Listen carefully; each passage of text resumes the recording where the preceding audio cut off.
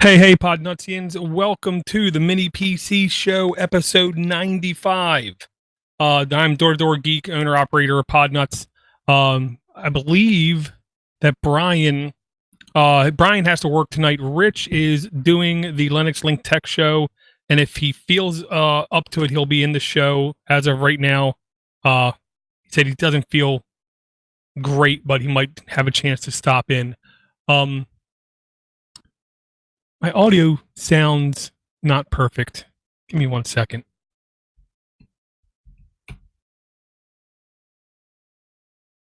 Testing. Okay, no, it's fine. So I'll have to try to remember to edit that out.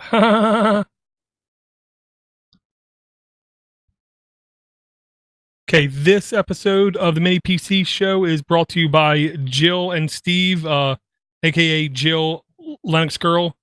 Thank you very much for the support, Jill. Thank you very much for all the Patreon supporters. Thank you very much for Chatter and for Red for coming out tonight.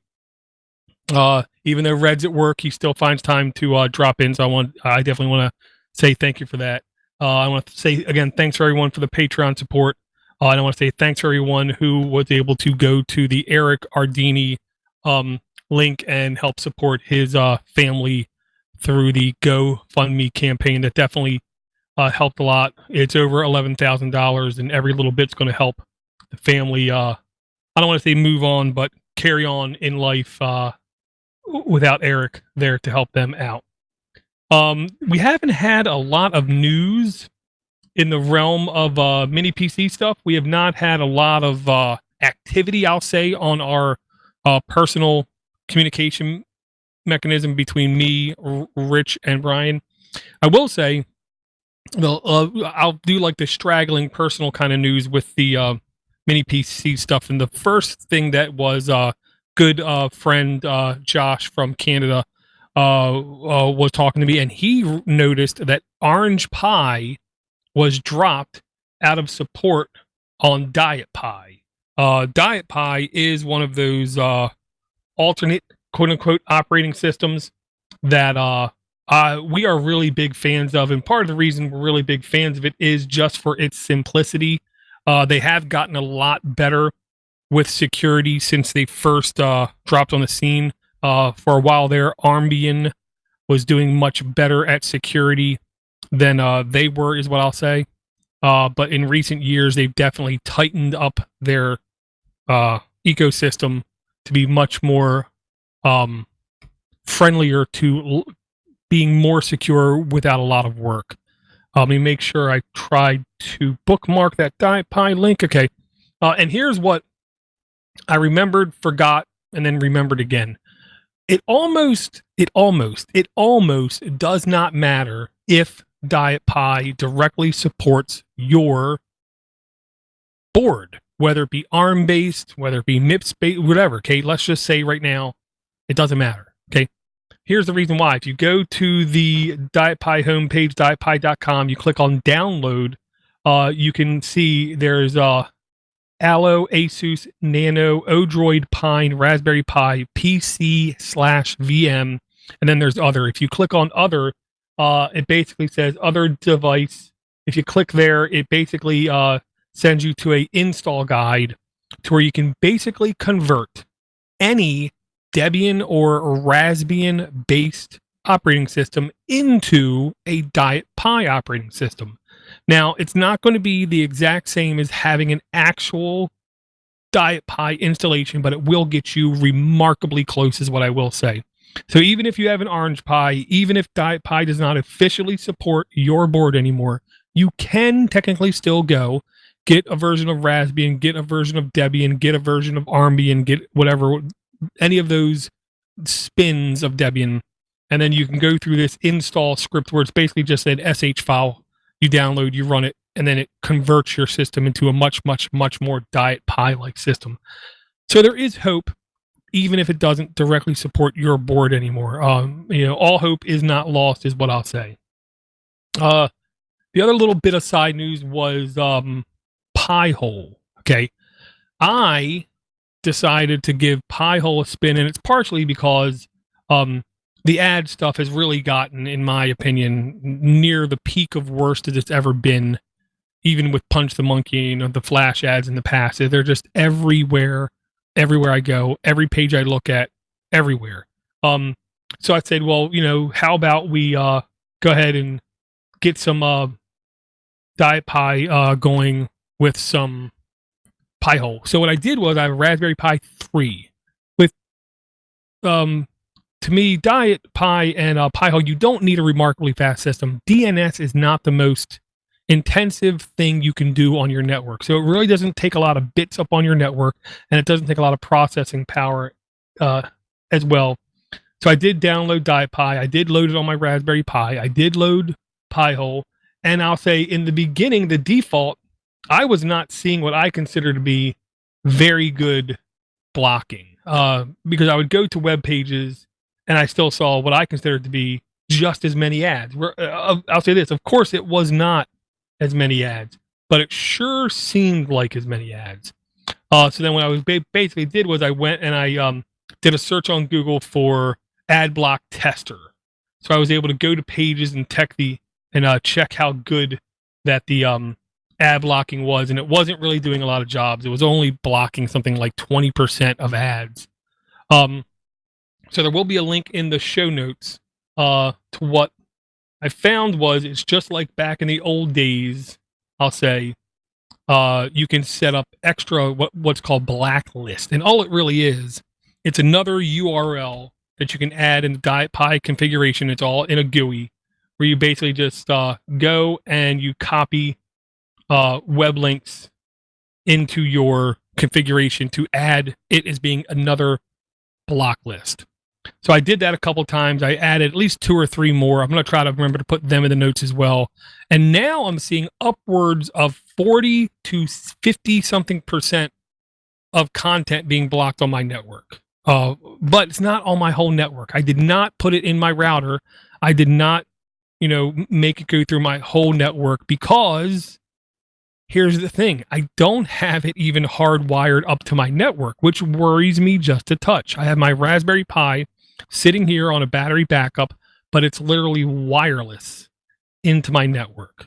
So my logic is I'm going to run it on what is right now my streaming computer, run it on there for at least 2 weeks, see how comfortable I am with it. Once I feel comfortable with it, then I will probably just add it as a physical networkable address, not wireless. Just so I don't have to worry about anything happening to it. But I'm feeling better about my browsing experience with putting Pi-hole on my network and adding these extra block list addresses to my configuration. The default was not really doing much for me. I did try the Brave browser. I've heard more than a couple of people try to tout how Brave browser does good. And there's another browser out there that was getting some traction a couple of weeks ago, maybe 3 weeks ago. None of the browsers I tried did anything about ads as far as I could tell that I was comfortable with. They all just sucked. The only browser, to be honest, I've ever found that does good with ad blocking is literally something like Lynx, which is a command line text only browser. And that's not really usable. So once I feel good about this, I'm going to convert my Pi-hole to a physical installation. But here's the other gimmick. I have a laptop where I take it around and I take it like to work, but I can't carry around an ARM computer with me and connect it to my laptop and then have that as my Pi-hole. So here's what I'm going to try to do. There is a PC VM link on Diet Pie. So the logic is I can download the VirtualBox version of it, and I can load it either in KVM, GNOME boxes, or VirtualBox, and have it as a virtual machine on my computer, and install Pi-hole there, and then have my DNS point to that. That's what my logic is. That should work, and it should be completely portable. I can take my laptop anywhere, and as long as I'm connecting through like my phone or something, I can easily have the network configured, so I can have a mobile Pi-hole on the go. So I'm really tempted to try that as well, just because when I'm at work, I'm tethered to my phone, which means I'm already getting limited bandwidth, limited speed. If I use too much bandwidth, my speed's even more limited. So the logic is then if I could limit the amount of stuff coming down that data connection in the sense of ads, I should be able to have a better experience and have the same amount of time on my computer and use less data, so I can technically do things a little bit longer, not have to worry about getting slowed down even quicker. The Pinebook Pro is officially on sale. It literally went on sale after we missed the last show. So it's been about a week now. It's like 6 days now that it's been up, available for purchase. Again, $200 laptop. I'm convinced it is a fair price. It's not a great price. It's a very fair price. We'll go over some of the specs again, just to make sure everyone knows what they are. You get a 64-bit dual core. It's actually a quad core, 6-core, little big core. RK3399 processor, which is pretty good. A quad core graphical chip on it as well. 4 gigs of RAM, 64 gigs of flash. By default, you can upgrade to 128. Wi-Fi 11 AC, Bluetooth 5, 1 USB 3.0 and 1 USB 2.0.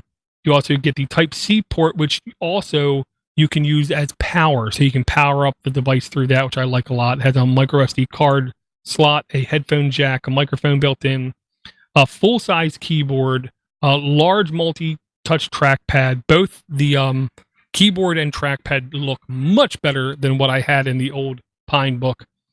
Power input 100 to 240 volts, output 5 volt, 3 amps. The battery's 10,000 milliamp. I would expect that really should get between 4 and 6 hours battery. If it gets more than 6 hours battery, I'm going to be pretty impressed. Watching a video, I wouldn't expect it to be more than like 3 hours. But we don't know yet, is what I'll say. Display is 14.1 IPS, 1920 by 1080. The front camera, power supply included. Weighs 2.78 pounds. Warranty is only for 30 days. This is almost like a beta device, so don't expect a perfect device to come off the line in the very beginning. There is also a video that we will have in the notes where the one of the lead developers is basically showing off the Pinebook Pro. This was a couple days right before it went live, and they do things like showing you dual monitor support, Quake 3 demo, YouTube demo, and stuff like that. And it looks, to be honest, very fair demo of it. It looks to me like a really solid running device. There are in bold red notes when you go to the buy page where it says note, the Pinebook Pro will use pre-order method and inform by email. Due to the lithium battery in the Pinebook Pro, shipments of Pinebook Pro orders will be handled differently from other Pine 64 products because of the size of the battery. That's just the way the laws are. A small number of 1 to 3 stuck dead pixels are characteristics of this LCD screen. These are normal and should not be considered a defect. When fulfilling the purchase, please bear in mind that we are offering the Pinebook Pro at this price as a community service to Pine 64, Linux, and BSD communities. We make no profit from selling these units. If you think that a minor dissatisfaction such as a dead pixel will prompt you to file a PayPal dispute, then please do not purchase the Pinebook Pro. Thank you. I'll say that.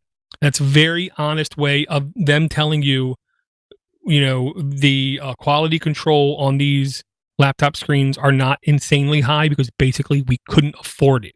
We want to keep the price down. Yeah, and they're not making any money off of it. I honestly believe they're not. I believe they're barely making enough to cover the price of the product, the storage, the shipment, and the people to actually do the processing of getting these things shipped out. It wouldn't shock me if they're making literally like a penny off of each Pinebook Pro. So if you're finicky, if you're picky, don't buy it. If you want to support a company trying to support communities and Linux and BSDs and distributions, and floss and, open software, then buy it. I will say right now, I can't afford it. I would love to be able to afford it. I can't afford it. So hopefully by November-ish, I'll be able to swing it and buy one. Rich, I believe, just flat out does not have the money right now. He, like me, has normal life kind of things going on. Brian's working right now, so he's not swimming in money either. But also, Brian registered in the forums. What everything said was early enough to be to have the free upgrade to 120 gig internal SSD available to him. He got no notification for it, and he said, I joined in time. This is the reason I joined. I wanted to get the bigger drive. They didn't offer him the bigger drive. So right now, he's not buying it either. I will say, I don't know how many shows you guys listen to that are not completely inundated with ads. Okay, where you have 3 hosts that are at least excited about a launching of a new piece of hardware, and it's officially launched for pre-order, and none of us are jumping on it basically because we can't afford it, or we didn't get the offer that we were kind of promised, kind of thing. I'm still very positive about it. It's just I can't afford it right now. I really do like the look of it. The demo, I will say again, was one of the developers. Let me see if I can pull that up without having audio come through the stream. Close. Okay, yeah. Yeah, this is actually posted on the official Pine 64 channel, which is definitely a plus. Yeah, I'll say this: the device looks much more polished, much more of a quality rather than like a normal cheap Chromebook. It looks a little bit better quality than that. Definitely looks like a better quality than like a netbook. He does say running 4K video on the device itself. I believe it was 4K video, 60 frames a second would not play. Basically, it didn't look good. Drop it down to 30, it looked perfectly fine. When outputting to a high-end monitor, he was able to get 4K 60 frames a second with basically no issue. That to me is unbelievably good. The dual display, it's very configurable where you can have it mirror or extend the desktop. That honestly looked really cool. I like the idea of that. I don't know if I would ever use it, but I definitely like the idea of it. Then at the very end of the video, he played some Quake on it, and I'll say this: I'm not good at the video games, but it definitely looked to me like it was running pretty smooth, pretty good, pretty clean. So yeah, I will look forward to trying to buy this sooner or later, and I cannot wait to hear normal people post about their experiences with it to see if it is, meeting expectations. What I want to say. I'll also say I do not have my Raspberry Pi 4 yet either. I already got an email from the company I bought it from, which I can't remember off the top of my head, asking me to fill out a survey on my experience with the device, like a review. And I never got a shipping notification. I never got any tracking notification. I honestly don't think they've shipped it yet. So I'm waiting on my Raspberry Pi because I do not need any more Raspberry Pis with a 1 gig or 2 gig. I want the most gigs that are available. And I will say the people out there who are saying you don't need the 4 gig version, you can't say that. That's like saying you'll never need more than 64K of RAM. And if you're old, you've heard that one before too. It depends. It's like anything else in life. There is no one simple straight answer. It depends. If you're going to do some sort of graphically intensive task whatsoever, you really should get the 4 gig version and then allocate more of that default RAM to the video. And then you have even more available for normal tasks. But if you're only going to do server-based, headless-based kind of things, the 1 gig one is probably, I'll say this, perfectly fine. Hey, Rich. Hey, buddy. How are you? I'm doing fairly well. How about yourself? You're not streaming on the YouTubes. Oh, crikey. Well, it helps when I hit go live. I was so worried about the other ones. I actually have been recording locally at least for 20 minutes. So then let's hit go live. And I do have it locally recorded video. So when I'm done, I will upload the completed video for it, and I'll delete this stream when I'm done. Sorry about that, guys.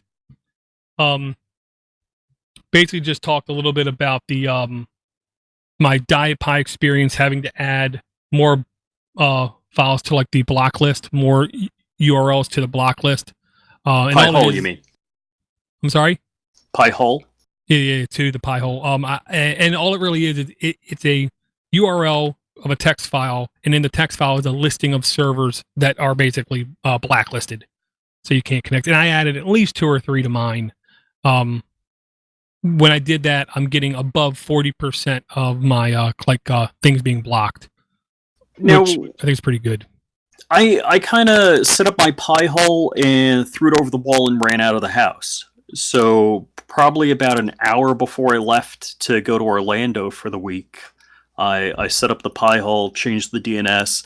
I set my Pi hole as the primary DNS, and I set Google as my secondary DNS. So if the Pi hole goes down, we'll still have DNS in the house. So I really didn't do a deep dive on testing it, but it looked pretty good. And since I'm on a metered connection, I get 1 terabyte a month. If I cut down the bandwidth from the ads, all the better. Yeah, there's I'll say this: there's different numbers I've heard with all the security stuff that I listen to now. Like on mobile connections, it's literally at some cases almost 40% of your traffic is from trackers and from ad type material. I've heard home networks sometimes as low as 30, sometimes literally almost 50% of your data. You go to a web page, sometimes the total amount of content being downloaded is like 20 megs, and no web page uses 20 megs. If you read news online, I would say it's 10% content, 90% ad. It's 90% crap you don't want to have anything to do with. And I'm not trying.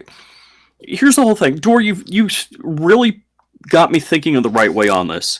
If there's something you like, and whether it's a open source product online or whatever it may be, whether it's a news site that you read, there needs to be a way for them to make money at it. So if you like, whatever product, let's just say Diet Pie. Say if you like Diet Pie, you know what? You need to kick them a couple of bucks. You need to be a Patreon or however they raise money. And I give them a lot of lip service. I haven't done it, so I ought to put that on my list. But likewise, the news sites, I don't have a problem if they put some ads. Now, if they put the ads to the left or to the right, as opposed to in between the frickin' paragraph with the same font and the same color and the same everything, so I don't know whether I'm reading ad or the news story. And I hate to say it, if they did absolutely reasonable, and reasonable according to me, if they were reasonable about how they did their ads on their site, I wouldn't do a blocker. Well, and on mobile, to me, it seems especially scummy because sometimes the ad is like an embedded scrollable object where Jesus, yeah. As you scroll, it's like a full page all of a sudden until you keep scrolling. It's gotten really bad, but I will say this: I did say on the recording at least, I do not have my Pi hole connected to my router. Okay. And here's the real reason why. I have it running on a Raspberry Pi 3, running off a battery backup, but it's wireless. So right now, literally, it's only the streaming computer that has its DNS configured for it. So that's it. The logic is, as soon as I loaded it up, booted it up, it was literally only blocking around 14% of the stuff I was accessing, which is ridiculous because every page I went to looked exactly the same with ads. I saw no obvious decrease in ads until I added the extra blacklist URLs, and now again it's up to like 40-ish%, so I feel much better. But I also take a laptop with me, so I'm also going to consider looking at running Pi-hole in a Diet Pi VM on my laptop and have it like a local server. so I can basically go anywhere and have my. I was kind of thinking about that also. As I am here in the Orlando command, I do not have that available. Now, I'm not on a metered connection here in Orlando. But yeah, I was like, I kind of like not having the ads, and maybe it's worth having some, universal solution that I can take along with me. Well, I guarantee you, here's the whole, I think, real truth of it. If you have it properly configured, it doesn't matter what your limits are. It doesn't matter what your speed is. It doesn't matter what your personal laptop processor is. It doesn't matter what your drive IO is or anything else. You will see a visible improvement just because you're literally having to process half the amount of data coming down the pipe. So there should be a visible speed improvement. And that's the thing I've talked many times about, that I have netbooks. And I used the netbook for something cool recently. Even though the netbook is fully 100% functional, I can't even browse a web page with it because you need a freaking supercomputer to do that. Yeah. But I used a netbook to run a Ghost Gunner recently. I have no idea what that is. Basically, it mills out 80% AR-15 lowers. Gotcha. Very cool. So yeah, and I also went over a little bit about the Pinebook Pro and how basically, we all three are literally excited for the product to become real and to be out in the real world. But right now, I can't afford it. I don't think you can afford it. And Brian right now just isn't pulling the trigger because he did not get the offer for the free 128 gig internal upgrade. Oh, that's boy, if you saw my finances, you'd be, dude, you shouldn't. I should be driving $1,000 car. Yeah, I definitely want to get one. It's definitely on my list. Do I need it? Absolutely not. Well, and part of getting it is literally just to support Pine. Oh yeah. Did you read the red text on the official Pinebook Pro pre-order page? No, which is a lot of alliteration. Oh my lord! Just because I haven't had the ducats. Well, it basically says on there, when you buy this, you're buying it to support Pine. You're buying this to support BSD. You're buying this to support Linux. You're buying this to support the community. We're not making a penny off of it. Wow. Which honestly, it wouldn't shock me if they're making nothing off of it. Like $200 is tough to make any money on that. Yeah, but in the description, it has in red text, if you are the kind of person who will file a PayPal rebuke on the money because of a dead pixel on a screen, then don't buy this product because we are expecting anywhere from 1 to 3 dead pixels on a screen. So to me, I'll say a big kudos for them for being upfront and honest about that, because they could just try to ignore it and hope people don't notice, kind of thing. And I'll say this: I'm the kind of person, I would buy it. It could have probably like 6 pixels, dead pixels, or 10 dead pixels. I'm not even sure I would notice. And even if I did, I would think, well, it was only $200. $200, I'd be pretty damn happy. Yeah. So then, and I also mentioned how I still have not gotten my Raspberry Pi 4, but you did get yours. And it looks like you're muted and deafened.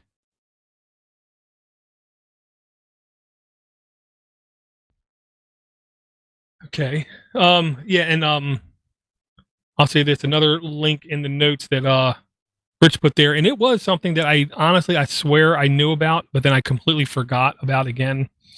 In Raspberry Pi based distributions and Diet Pi, you can drop to a command line, and like in Diet Pi, you can basically just run Diet Pi launcher.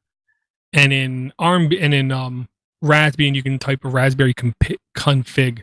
Well, Rich reminded me of Armbian-config is available in Armbian based distributions, which is like, I'll say, a Diet Pi Lite light like interface.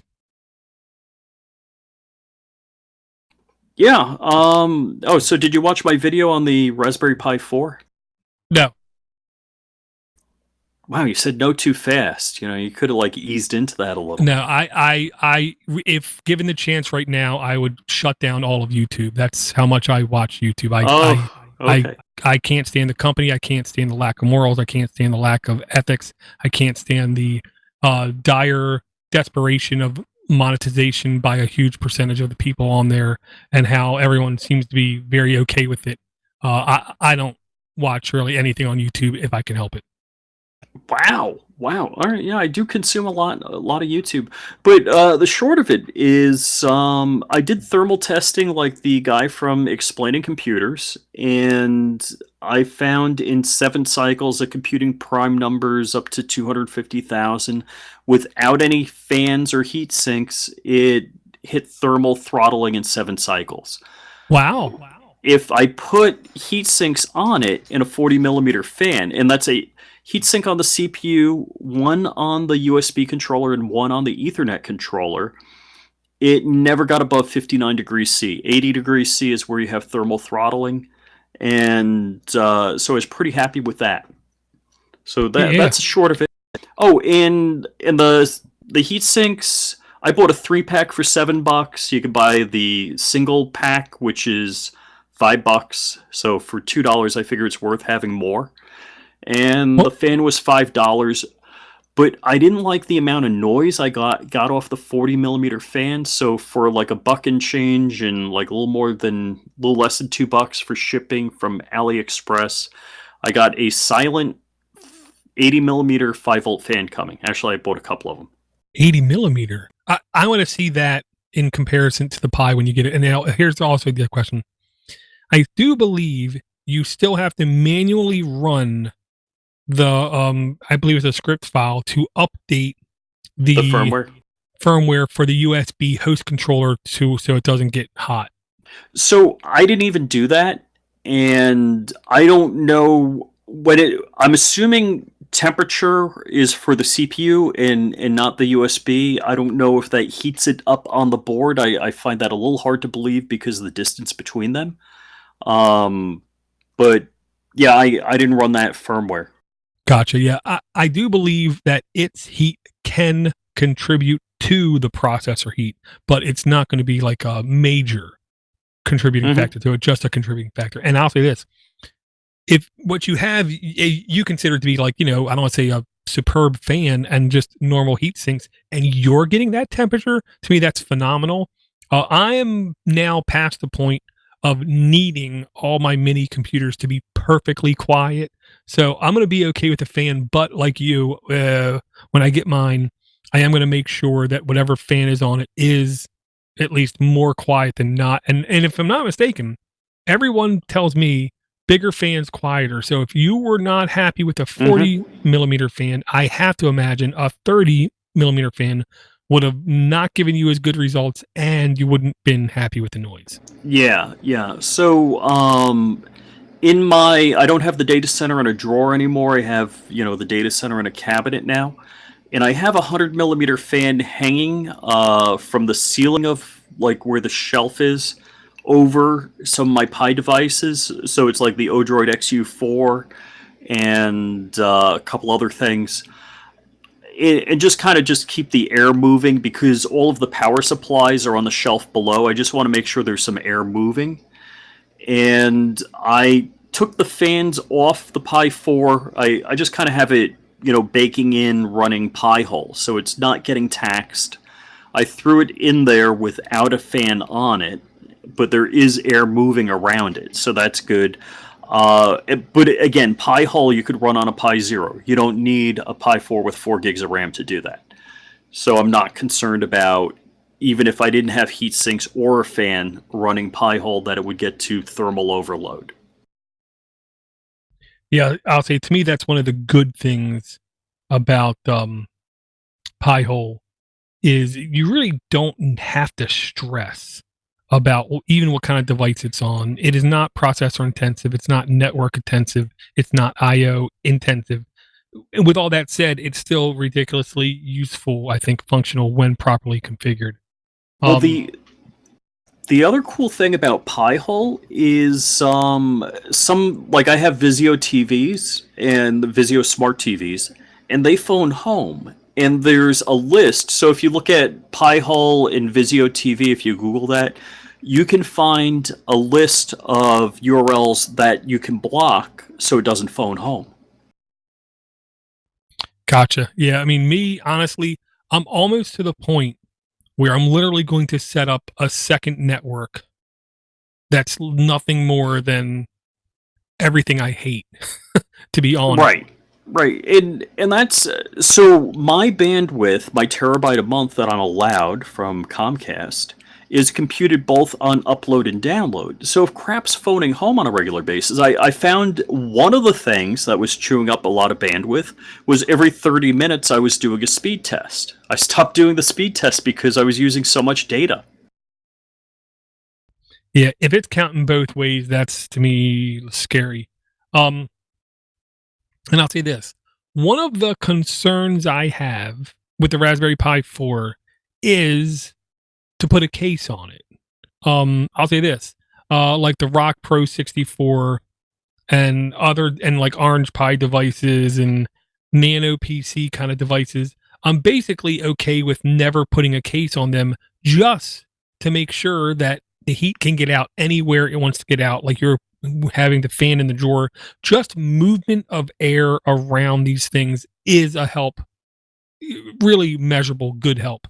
So I'm almost hesitant about putting cases on things, but if you're taking a look at the notes, Rich, it's line 993.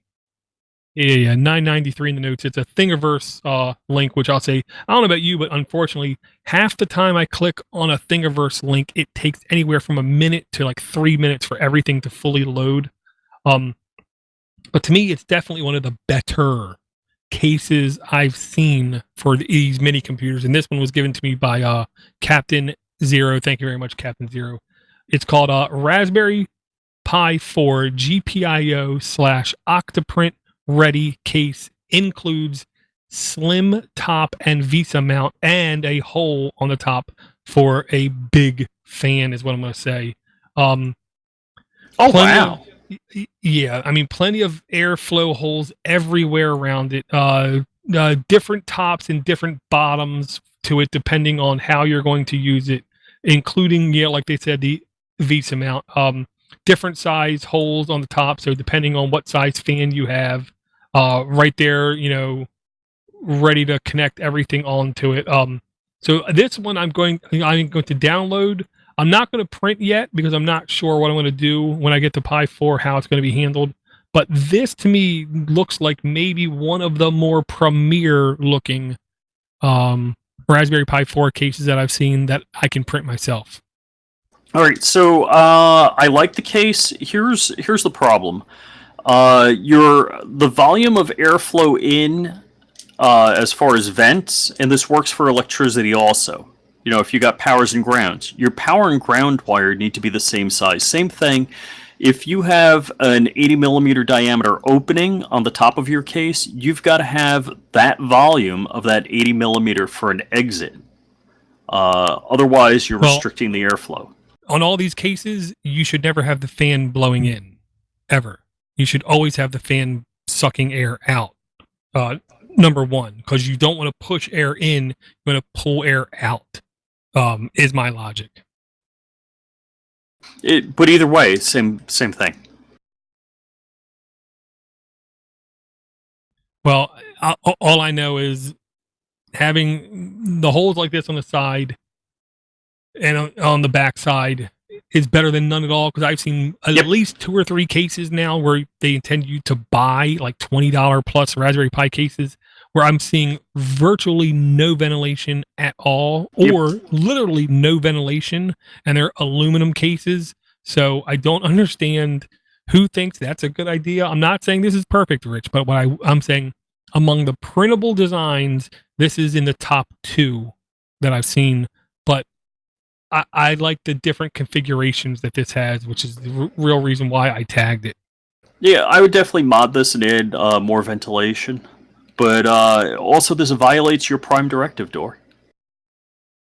Don't trust anyone. Almost. If you don't have root, you don't know who does.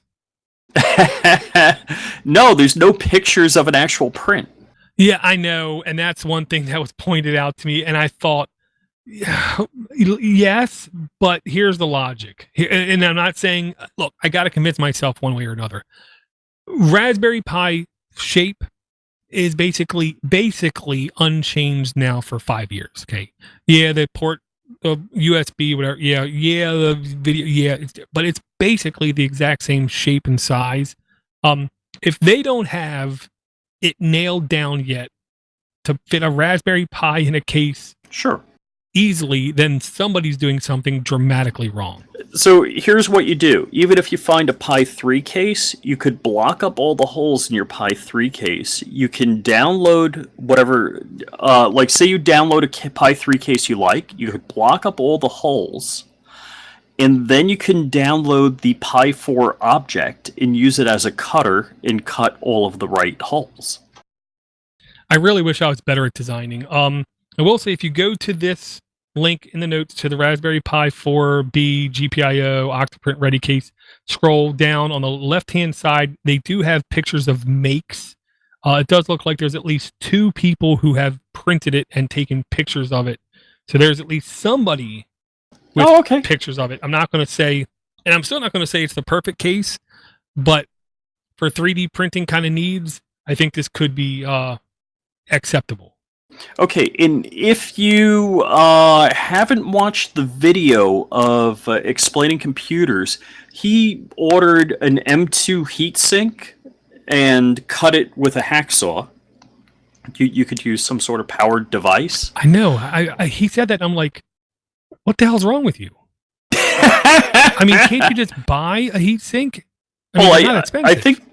One, cutting up an M2 heatsink I thought was pretty sharp. And just searching around on Amazon for M2 heatsinks, they had some M2 heatsinks that had to be like 20 millimeters tall, like as far as fins. I was like, holy cow, that's serious. But yeah, I mean, you know, Dremel angle grinder, you know, you could use a circular. No, well, you need to be very careful because you'd easily lose fingers if you do that wrong. Yeah. But there's many different ways to cut it. Last thing, I don't even know if I got a hacksaw. At least not in Florida. I have a really cheap, imitation hacksaw. And don't get me wrong, I commend him on his ingenuity, but I would have just paid, $3 or whatever, $7 and just bought one. Yeah, I don't. If I recall his numbers, having that big M2 heatsink on the CPU didn't seem to get him any better numbers than I had. Yeah, I've seen like 3 people doing posting tests, and I'll say this: all of them, I think, because they've been doing this for years. These are not new devices anymore. These are years old computer. We're in like generation 3 of these devices.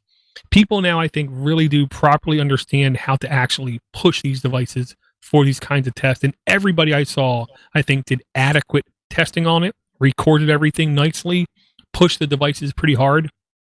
Everybody had slightly different methods to the heat sinks and to the fans, and they all got about the same-ish kind of results, which tells me you don't have to be extremely finicky about the heat sink, the size of the heat sink, the type of the heat sink, as long as there's something touching it to pull the heat off, and as long as there's some kind of fan, pulling or pushing air across those heat sinks, you should see decent results. Yeah, and I was very casual about it myself. Usually, if I'm going to put some adhesive something on, some sticky back something onto something else, I'll clean the surface with alcohol first, so I know I get good adhesion.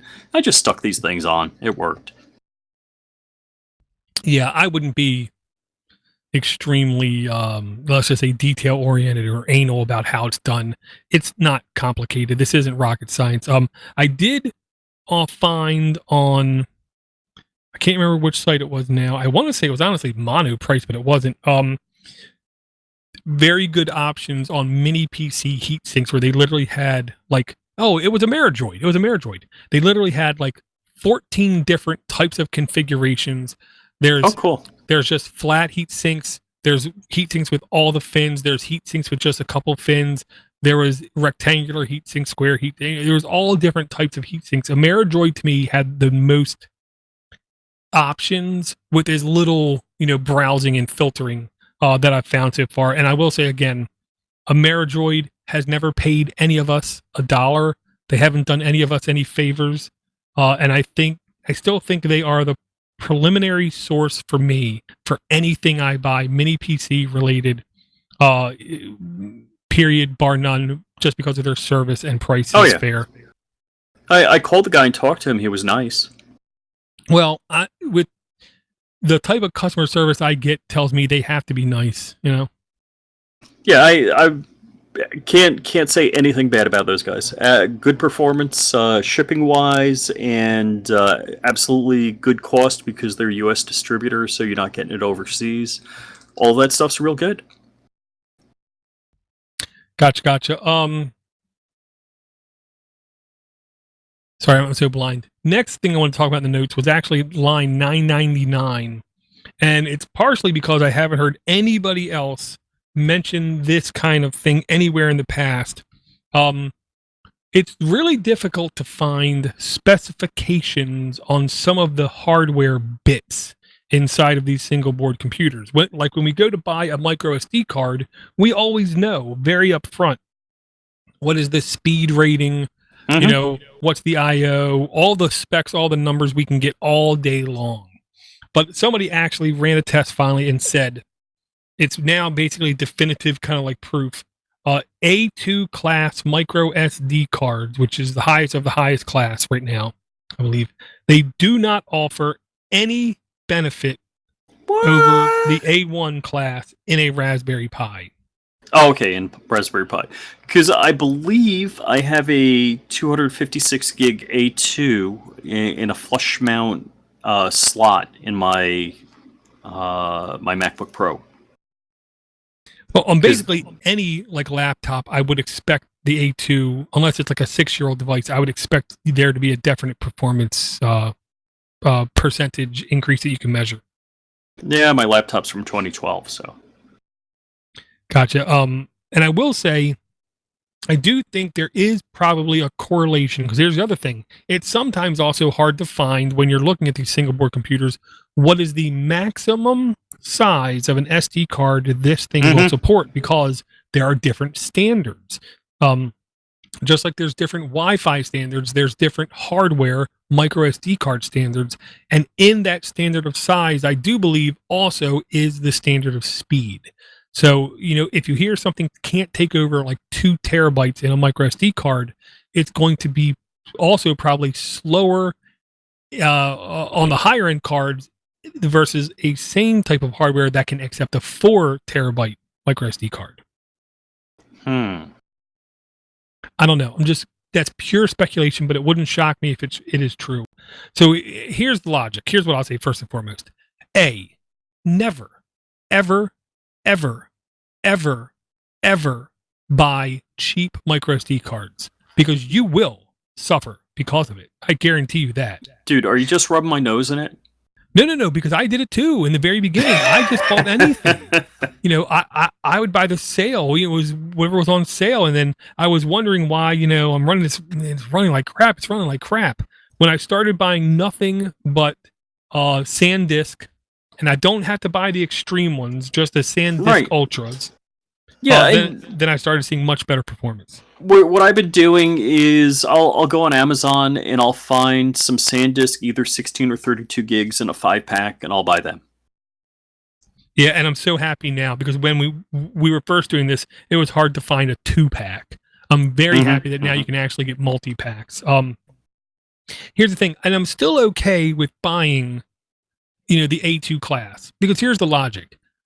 Honestly, my experience with the quality cards is they almost never die. Yes, of course they're going to die, because that's just. But they warranty them, and they don't make it a pain in the butt warranty. Yeah, well, and they just last a really good long time. And here's one of my rules now with everything Linux related. Whether it's a laptop, a desktop, a Raspberry Pi, or anything else, the first thing I do is I disable swap. I do not let anything write to my disk unless I'm literally writing to the disk. Swap will age any device you're on, whether it's a spinning disk, an SSD, a micro SD, or anything else. Having swap enabled will considerably age that drive. Well, how reasonable is it to use swap when you're probably not maxing out the RAM anymore? Well, to me, 90% of the time now to enable swap isn't because you're maxing out RAM, because like you're saying, even if you have 4 gigs of RAM in Linux, you probably won't ever use 4 gigs of RAM. I can see if you insist on having the ability to hibernate and suspend, then you have to have swap, I believe. My stuff boots up literally in like 6 seconds. Why hibernate? I just shut down. Mm-hmm. So yeah, I literally have not had swap on any device now for a decade. And I'm never going to turn it on again, because I am never going to hibernate or sleep anything again for the rest of my life. I'm just going to power it down and power it up and disable swap everywhere I go, and all my disks will last longer. And if you buy, anytime I talk to anybody and they have any issue with any Pi related thing, the first thing now I ask de facto is what kind of SD card you have. Yep. And if they tell me anything except for what I consider to be the top tier of manufacturers, I tell them throw the card away and buy a new one. Yep. Yeah, and I just suffered that this past weekend. Yeah, I mean, it happens to the best of us. So, don't go buy the super cheap SD cards. At the same token, don't feel like you have to buy the most expensive A2 class cards, just because there really is almost no performance increase. But the other thing that goes along with that is back up your SD card. You might want to back it up right after you burned it and did the light configuration. You may want to put a reminder on your calendar, say, hey, back up your micro SD cards on all of your Pi devices. Because I did that on my Observium install, and I was real happy when I looked and I had a backup of it. All I got to do is add the devices back to it. No big deal. Yeah, and I still haven't found a simple way to say, I want to back up live. Like my Octoprint is running. I don't even want to take my Octoprint down. Can I just back up? And I still haven't found a way to do that. And I'll say, because of that, Rich, I made the mistake. I was having issues with prints freezing, like on my bed, and I wasn't sure what the problem was. So I said, well, let me first do. I used to be a good tech as far as I'm concerned. So my troubleshooting stuff, first thing, let's rule out the biggest, most obvious things first. Let me just reflash the Raspberry Pi, and while I'm doing that, let me print directly from the printer without the Raspberry Pi. I printed directly from the printer, no freeze, worked fine. Reflashed the Raspberry Pi, printed, everything worked fine. But I didn't back up my SD card. And now, for some reason, the exact same camera that worked on the previous installation now won't work. Oh, crap. So, all right, can I tell you a similar story? Yeah. All right, so on the Pine Rock 64 Pro, I had I don't know if it's a 4, I think it's a PCI card with 4 USB 3 ports. And that ran with, I think Armbian. And then I changed the install to Diet Pi, and that card didn't run. But it ran when I put the 7-port card in that wouldn't run with Armbian. It just plugged in and ran. I'm like, you know what? I'm not going to try and figure this out. I'm just going to make note of, do an LS mod and see what modules are loaded in case I want to use the other one in the future. But it was cool because I had both cards there, and now I have, 7 extra ports on my Rock Pro 64. Gotcha. And yeah, that is why I also tell people, don't hesitate. Try different distributions. Yes, they're basically all Debian. Yes, they all are basically tweaked differently and have different prioritization, different drivers, different support. I will say there's at least 2 people now I've heard who basically say that they hate every single board computer because everything is basically just straight Debian. And they hate Debian. I'll say this. I don't really understand how they hate Debian, and I don't want to ask them how they hate Debian. But what my logic is for, all other distributions are company linked, which means they're manipulatable by those companies, period. Debian is the only large distribution that is still 100% community based. Because of that, I trust the future of Debian. Yeah, I'm a big fan of Debian, and whether you're using Armbian or whatever it may be, you're pretty much the root is Debian, so I don't care. Yeah, and what I want on these boards is stability. If I don't have the most cutting edge software, it isn't the end of the world. I want stability. I want to be assured that tomorrow it's going to run as well as it did today, and so forth and so on. So that's the real reason why I'm okay with Debian on these boards. And here's the other plus. If you just load vanilla Debian on a laptop and you don't add any repos, you don't add any sources, you don't add any other external applications, any and everything you can install on that, you can install on anything that runs Debian. If it compiles and is in the default Debian repos, it has to be available for all of its processors that it supports. Among them is the ARM processors. So that to me is the other thing I like about Debian. It makes it much easier to play on different architecture platforms and not have to worry, well, will that work here and not work here?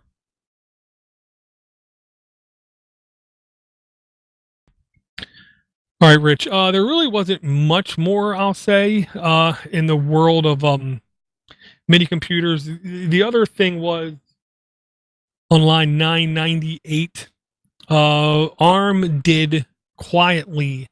They did basically a big update on their licensing scheme, their schema. And what I'm going to say is, if you're a big company who's been doing ARM stuff for years, you're not going to notice anything different, which is the best thing you can do is, not mess with people who are currently using your stuff. So everyone who's currently using ARM has nothing to worry about. All the big companies, the license agreements are going to be basically the same, but they added much more flexibility to the people getting into ARM development. And essentially what it is you can basically download the entire licensing slab of drivers and support and software completely free. You can then pick and choose which part of that you want to use. So if you only need support for this and you only need support for that, you basically can now pick and choose aspects of it out, and then you only have to pay for those parts that you use, which is going to make it much, much, much more affordable for people who are making one-off type ARM products, whether it's a microwave oven or a toaster oven or something like that. It's going to make it much more affordable for them to use officially licensed ARM supported platforms, which I think is good for ARM in general. Oh, very cool. Yeah, I don't know if we mentioned last show, Intel basically completely got out of the mobile networking market. Apple then immediately bought their mobile market. Intel has basically given up on a couple of their platforms, not of course the big ones, but they've given up on a couple platforms, and they've even offloaded some of their production of chips to companies like Samsung. Yep. So we're seeing some quiet, slow, methodical, monumental shifts in big companies like Intel, to where it's really hard for me to see where they're going to land in 2 or 3 years, and how is ARM going to change in 2 or 3 years. The only thing I'm sure of is, for the next at least 2 or 3 years, we as consumers are going to have much more power available to us developers are going to have much better infrastructure environments to develop on, and the prices seem to be just continuously going down for at least the short term. So I'm really hopeful.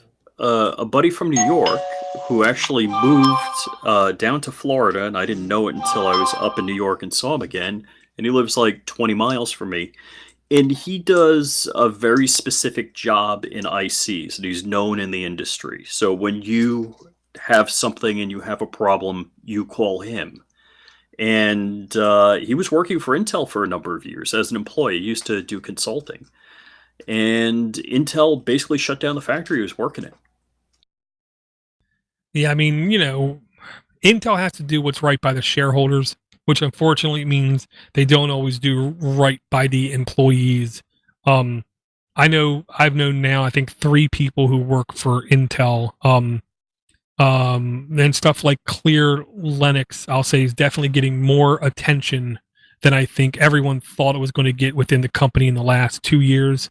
They're coming out with a dedicated graphics card, discrete graphics card. So I don't know who really knows where Intel's going to be in like 2 or 3 years from now, but I expect them to be just as important and just as rich as they are now. It's just they might be doing different things. Now, Intel sold, I believe it was the modem manufacturing off to Apple. Well, actually, they first said, we quit, we're never doing it again. And they were on the precipice of firing everybody in that part doing that. And then like less than 2 days later, Apple scooped in and basically saved all the employees' jobs and bought the entire unit. But here's the thing, they bought the entire unit, but they didn't.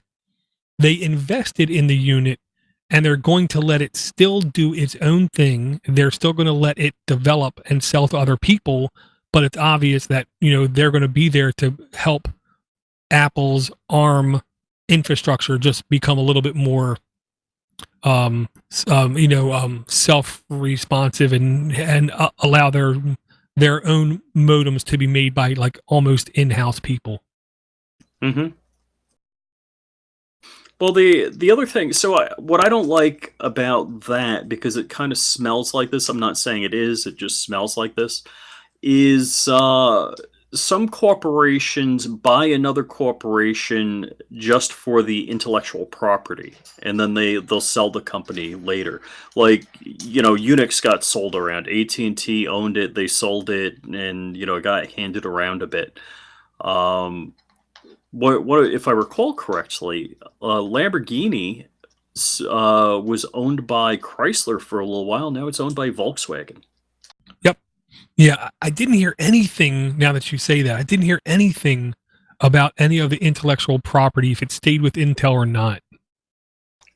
Without the IP, the company's nothing. So I can't picture Intel would have held on to the IP.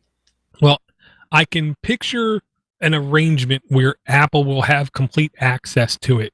But the question is can Intel still profit from it, kind of thing? But they made it clear that their goal was to get the talent.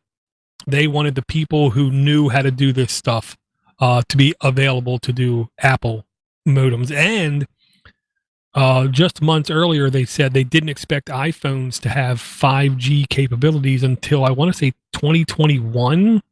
But then since the purchase of the Intel stuff, they do believe 2020 there'll be quote unquote 5G ready phones, which I'll say this, most of the United States won't be actually ready for full-time 5G probably until like 2022 anyway. So I really don't understand the rush, unless of course you just want to have a checkbox on the side of your box to say that you're 5G compatible.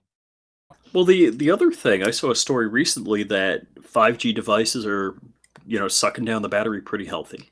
So, yeah.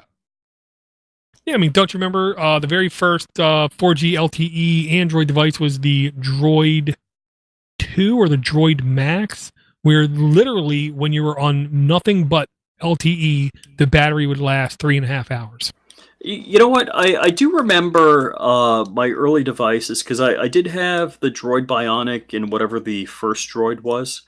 Uh, in I don't know if it was 3G and I wish I could set it to only use 2G, or if it was 4G and I wanted to use only 3G because of the power consumption.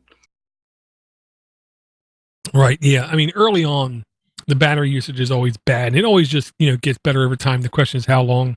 Um, yeah. I mean, it's going to take time for everything to get ironed out and smoothed out. But what I find interesting about Intel, and Intel really, we barely talk about Intel on this show. There are a few Intel single board computers that we have spoken about. The interesting thing is Intel faces competition from AMD. It faces competition, not that it's in the same lane, but it's parallel, from ARM. And also, Intel does graphics, so they're facing, competition from all of the graphics manufacturers. So I don't know if they're pulling back to concentrate on the core of what they're doing, their core, x86, if that's their strategy. Well, yeah, I'll say they have more competition, I think, than anybody else because they're I don't want to say spread thin. They're in so many arenas. And in the ARM world, it's basically just market share. The more ARM processors that are sold by other companies, then there's the potential for less x86 processors to be sold. It isn't a zero-sum game exactly, but the more phones and the more tablets people have running ARMs, then I do believe there's a less need for desktop and laptops running x86. Oh, and the other x86 thing that I want to loop in, not that Apple, I forget what percentage of laptops, desktops are Apple, but they're moving off the x86 platform. So they're not going to be buying from Intel anymore. Yeah, and I mean, even if it's, 10% or whatever, it isn't the number I think that's going to hurt Intel. It's going to be like the ego that's going to hurt them more. And I'll say this, no doubt. If Apple puts out a ARM laptop running their operating system, A, you'll probably see just as good, if not better performance, but B, you'll probably see like twice the battery life. Well, also, look, the licensing is a lot. There, if that's going to occur, if Apple's going full ARM on their laptops or fill in the blank, it's going to be a lot more difficult for Intel to justify how it charges for its CPUs, and they may need to go to some sort of ARM-like licensing agreement. I don't know, but I know it's just going to be a constantly changing thing. Apple finally saw every single one of their hardware categories saw a significant decrease in the last re-importing cycle. Going back, I want to say, was it almost 16 reporting cycles, 4 years? Everything is down in sale numbers, and they basically, for the last year, have been telling investors, look, we are transitioning to services. And because they foresaw less laptops being sold, less minis being sold, less iPads being sold, and less phones being sold, sooner or later, partially because the more you charge for these items, the more people feel like I have to make it last, which just means for sure, people are going to refresh their devices less often. So it was bound to happen. As a company, I think they've honestly prepped themselves pretty good for this. So when they do refresh the hardware, I think it's then going to give people another reason to reinvest. Well, I was just talking about. I'm really finding it difficult to consider buying another $1,000 phone. I nearly have no interest in that. Anyway, the only one, Samsung also just reported huge drops in sale numbers, except for the lowest of the lowest Samsung Galaxy S10 model, the A version. Google reported they sold, I want to say it was 3 times more Pixel 3A Then the Pixel 3, which is the cheaper version of the phone, Huawei reported, because they're not the $1,000 phone manufacturer, most of their phones are around $400 to $600. They reported their largest sales numbers in the history of their company this last quarter, even with all the U.S. Embargo threats that are happening. So I think the idea of a $1,000 phone was very short lived, and it's basically coming to an end. Yeah, I think it was more of an ego stroking, and even for myself to have the newest phone, the most expensive Samsung phone. Uh, I'll be absolutely okay with a $400 phone next time around. Well, and I do believe at there was a point in time where if you didn't spend that amount of money, you literally were not getting a device that was as good. Where now you can literally spend between $400 to $500, put it side by side with a $1,000 phone, and it's very difficult to tell the difference in performance, in quality, in screen, and everything else. So I'm happy for it to end. I'm not still convinced it's going to end, but I think it could be ending right in front of our eyes. So one last, not quite mini PC thing I want to ask you about. Uh, all right, I'll dovetail into this. So we're talking devices, and we all originally had desktops. So monitor, CPU case, keyboard, mouse.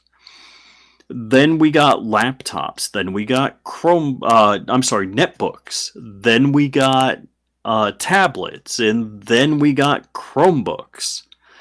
So I'm not sure what the next, skirt size will be, or tech fashion will be.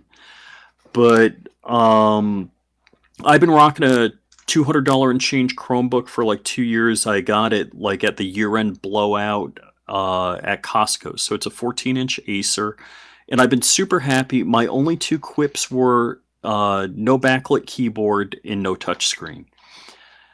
I did get for my wife a 15-inch Acer refurb on Amazon for $200. She got it yesterday, so I haven't seen it because I won't be home till tomorrow night. It's got a backlit keyboard and a touchscreen, so I'm kind of excited to check it out and maybe get myself a $200 Chromebook. Yeah, Chromebooks to me are the best thing about the Chromebook is that it really is the number one selling laptop on Amazon during holidays and sales for now. I want to say almost 3 years. They've driven consumer expectation per dollar up to where now you don't have to spend $600-800 and still get a good amount of functionality. The thing is, all the functionality that came to the browser has enabled it. And I'll say this: the $200 to $300 Chromebook market, it literally is insane, because if you were to just wipe it, put an SSD in, install a full operating system, it would be a $400 to $600 laptop. Right, and so I think you're insane if you pay more than $300 for a Chromebook. I think you're really out to lunch. Chatter on the Wire in the YouTube chat has a couple of good points here. Back in the day, back in the 80s, you were paying what did you pay for a desktop computer? Oh, back then it was around 1,008 to 2,000. Yeah. I mean, anybody was paying $2,000 for a computer. Now, okay, my MacBook Pro that I have here from 2012, October 2012, was, I don't know if it was $2,400 when I got it, and I will continue to drive this thing. The battery's shot. I'm not replacing it, but yeah, that's why I got a Chromebook. My Chromebook's good for 8 frickin' hours, and if I need to use my Mac to edit a video, I'll plug it in. But yeah, so $2,000 in the 80s. What was a good income in the 80s? I mean, if you're making 50, 60 grand, was that a good income? You were rich back then, yeah. So $2,000, let's just say $2,000 for a laptop. That was crazy money. That was I don't know. Was it a good used car? What was it? It was at least a modest used car. You know what I mean? It was at least a decent used car. And I'll say this: both our expectations of what we can do with these devices has skyrocketed exponentially versus what it was back then, and the prices came down, which to me is just proof of the free market and Moore's law and everything just fitting in nicely to our world, kind of thing. I am really honestly happy that I can spend less than $300 on a phone, and I literally can do everything I need to do on it. I can listen to 20 plus hours of spoken word podcast at 4 to 5x speed, and it doesn't choke, it doesn't go crazy. I can browse the internet for hours without little issue. Or I can literally pop open a now 3-year-old Chromebook Flip, and the battery still lasts for 14 hours, kind of thing. I'm really happy with our tech choices today because of the advancement of mini PCs. I really do look forward to our choices here in 2 years. Oh yeah, yeah. And Chatter on the Wire says 35K was good in our area in the late 80s. I'm not sure where his area was. Late 80s. I guess I was doing my first jobs and still living at home. So yeah, back then I want to say,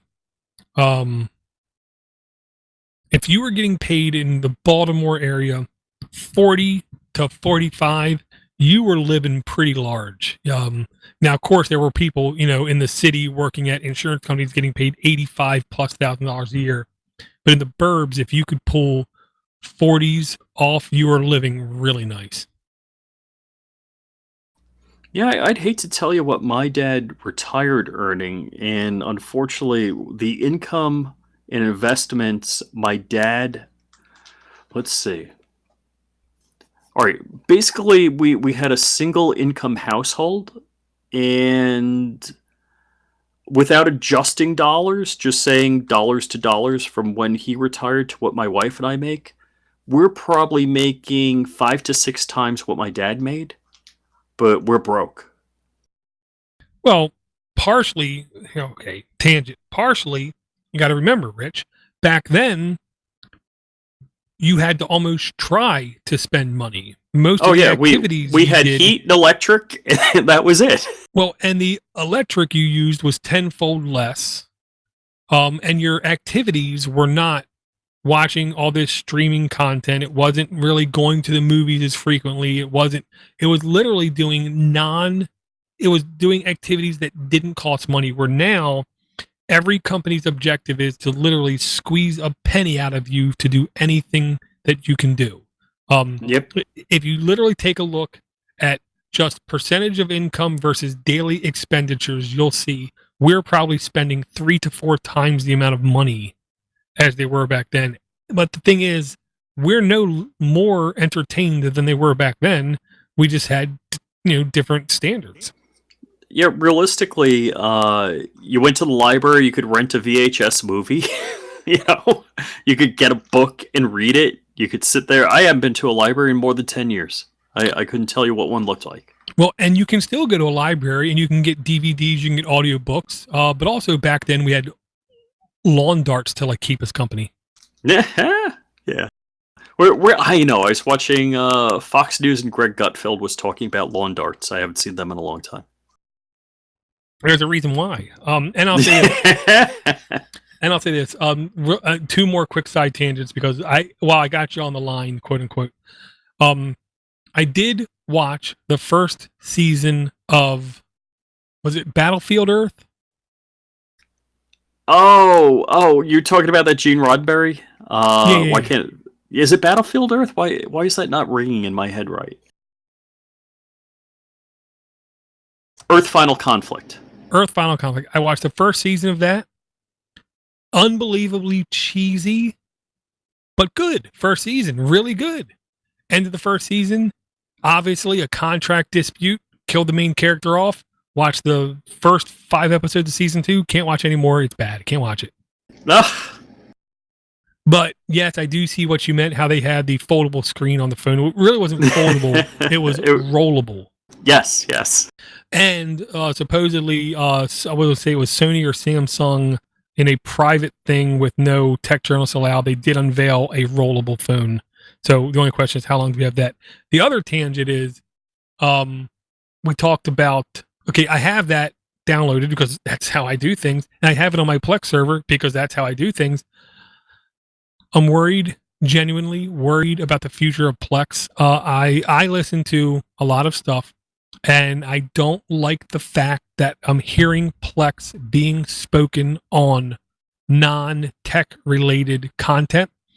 The more eyeballs that are on Plex, the more likely we're going to have some sort of government intrusion, Kind of like legal Napster. intrusion, to where they literally insist that they send queries of what people have to copyright holders. Because if we lose Plex, there is a system, I want to say it's called Streamify, where we can basically host our own service that does not connect to a cloud service, and we can grant access to.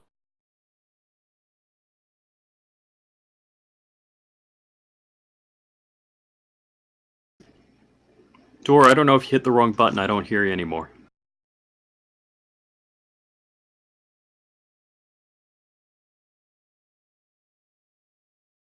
And if that happens, I'm going to be very sad.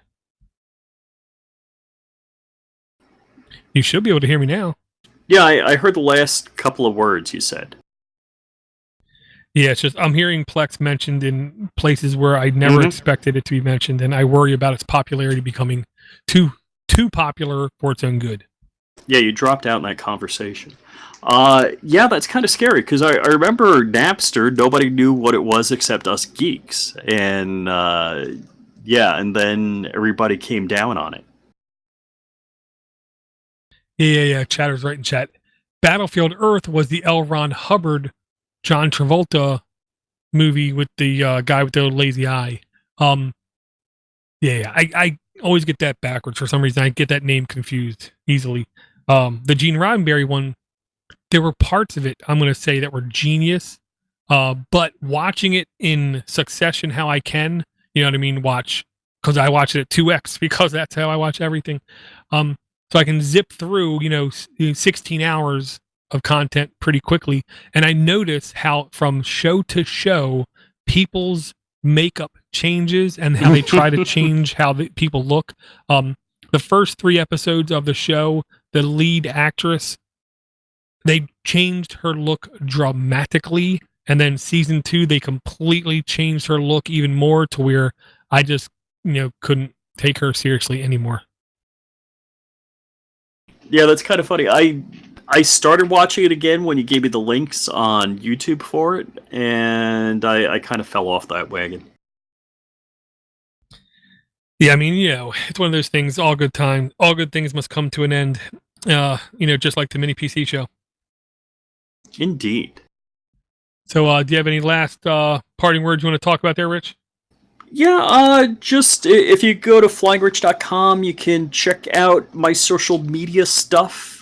Subscribe to my YouTube channel. You can check out my heat test on the Raspberry Pi 4. And so for, $10-12, you can satisfy and quell the temperature demons on your Raspberry Pi 4. Gotcha. I'll say, we haven't done an episode of the makers, I want to say, for nearly 2 months. We're going to have another episode coming out, and if you're watching the video stream, what you'll see is the latest print that I did. Dude! And I'm fairly impressed with it. This bottom part basically can twist off, and it's basically a lightsaber. Oh, no way! Very cool. Yeah, and it's like 3.5 feet long, basically fully extended. I did have to tweak a lot of settings onto it, but total cost of it, I want to say, in materials was like $180. Is that nuts? So? It's $180. It's some of your ingenuity, and it's probably about 40 hours worth of print time, right? No. Well, here's the thing. I changed my slicer from Cura to Prusa slicer. My print time on like one of these, because I printed each of these parts of the saber out individually, that went from 4.5 hours down to 1 hour. Holy crap! The total print time was 5, 6, 7, 8, 9, about 10 hours. Wow. Oh, I got to check that. I haven't had my printer running in a long time, but I probably got to fire it up. I got to do a couple of things. Well, when I do the show, the link will be in the notes. The guy has done not only lightsabers, but he's done also pirate swords, daggers, where the entire blade is in the hilt of the handle. So it's basically collapsible, kind of same exact methodology, just differently styled. The maturity in the designs that are out there, in my opinion, in the last year has literally kind of went insane. The printers are, better, but they're not dramatically better. They're just better. But the quality of designs that are in the free world to me has just gotten insane. So the handle, was that printed as 2 halves, or how many pieces was that handle? Yeah, they had 2 versions of it. One, it's all printed simultaneously, everything in one shot. Or you can print the hilt, the cap, and then different color blades with basically 3 different print jobs if you want. Very cool. The threads look real nice too. Oh, I am literally like blown away at how I can print these kinds of things and not have to worry about a job failing and have it just because it's of the weird angles. The threads come out remarkably well, is what I'll say. I'm really going to try to record an episode of that here Friday night. We'll see how that turns out.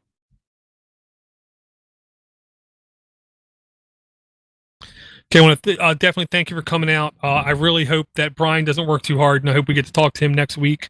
I want to thank everyone again for their support. I want to thank everyone for coming out. Do not forget, if you want to send us an email, you can very easily send us an email at minipc@podnutz.com. And I got to keep reminding myself to check with you guys. If you guys are automatically forwarded emails when it's sent there, because we definitely had at least a couple emails come in. We got to get a little bit better at organizing them for the show. One email really quick, Tony from SMLR, Sunday morning Linux review, Tony Bemis, one of the definitely smarter domain network admins, infrastructure admins I think I've met in my life, I can say. Really quick. Email from Tony. Hey guys, this is Tony. I want to say how I'm loving the show. I have a comment about the Witty Pi 3 real-time clock and power management for the Raspberry Pi. You guys talked about it in show 94. I have a use that I would use it for, and that's when the Pi is not going to be connected to the internet much. This was voice dictation, and it says the use, Y-O-U-T-H-S, but it wasn't that. It was the use, U-S-E. The use, I'm looking at this Rode Apple Pi, Raspberry Pi forums view topic. It's basically a dash cam kind of thing. It's to turn a Raspberry Pi into a dash cam that integrates stats from the car. So the Raspberry Pi being in the car, it needs to be shut down properly. And it's also, when it turns on, it might not have access to the internet. Right, yep. And that's the key. If you are not 100% positive it's going to be connected to the internet at boot, and you need to have time, you need to have accurate time, then you almost have to have something like this. So there you go, Tony. Thank you very much for the email. There were more emails, but his was the one that I remembered off the top of my head. So again, thank you, Tony, and we will talk to everyone again real soon.